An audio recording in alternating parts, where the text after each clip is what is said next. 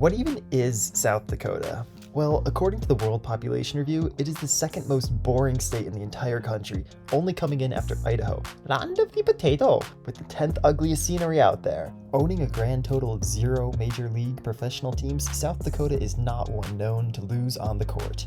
Geographically, part of the area of the United States called the Flyover States, South Dakota is most commonly visited some 36,000 feet off the ground, with visitors often opting to keep their windows shut to block views of South Dakota. You don't want it to waste memory in your mind, not that the views aren't instantly forgettable. But it didn't always have this reputation.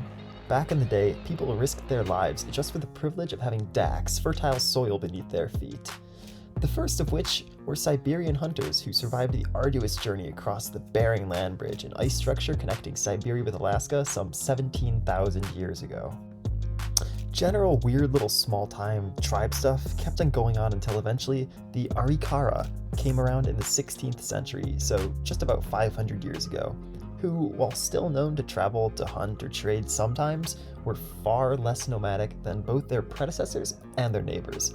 They popped off to about 32 villages in scope, but they eventually got killed by disease and local tribes, which is going to be a recurring theme in South Dakota's native history.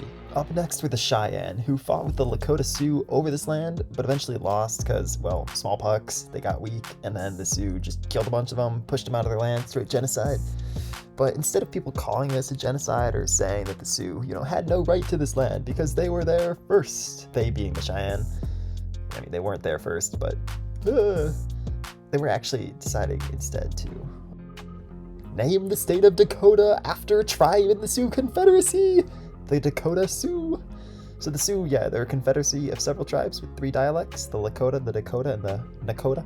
Lakota, Dakota, Nakota. Oh yeah. So, modern Americans don't feel too guilty about genociding the Native Americans and, quote-unquote stealing their land, because that's just the way the world works, although it's pretty horrific, obviously.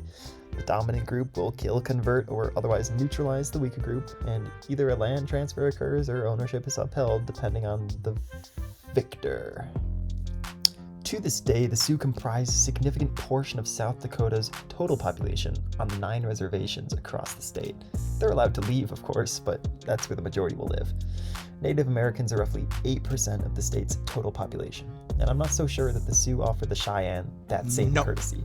Not that they ever really had to make the choice of either completely eradicate them or give them some land. Modern-day Dakota is bordered by North Dakota to the north. I wonder what that sounded like. Minnesota to the east, Iowa to the southeast, Nebraska to the south, Wyoming to the west, and Montana to the northwest. East of the Missouri River hosts the majority of the population. Sprawling prairies, fertile farmland, and glacial lakes dominate the landscape, but really, it just kind of looks like some fenced-in grass as you cross the state on US Highway 15 on your way to Yellowstone. And some of it looks like the wastelands, the badlands, and there's a small little pocket that looks awesome, the Mount Rushmore area. What once was a sacred religious site that the Cheyenne and the Sioux tribes warred over is now a tourist destination, and rightfully so, because the Americans pulled up and they carved their faces into the landscape to show how cool they are, so now they own it. Yeah, buddy.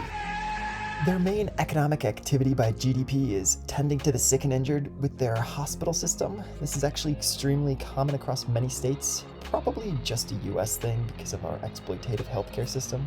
We actually spend about 50% more as a percentage of our GDP than relatively comparable other first world countries that have equal or higher levels of care, followed by a slew of farming and oil jobs, the base of the state's economy being agriculture. It routinely ranks in the top 10 states for hay, sunflower, rye, honey, soybean, corn, wheat, and cattle production.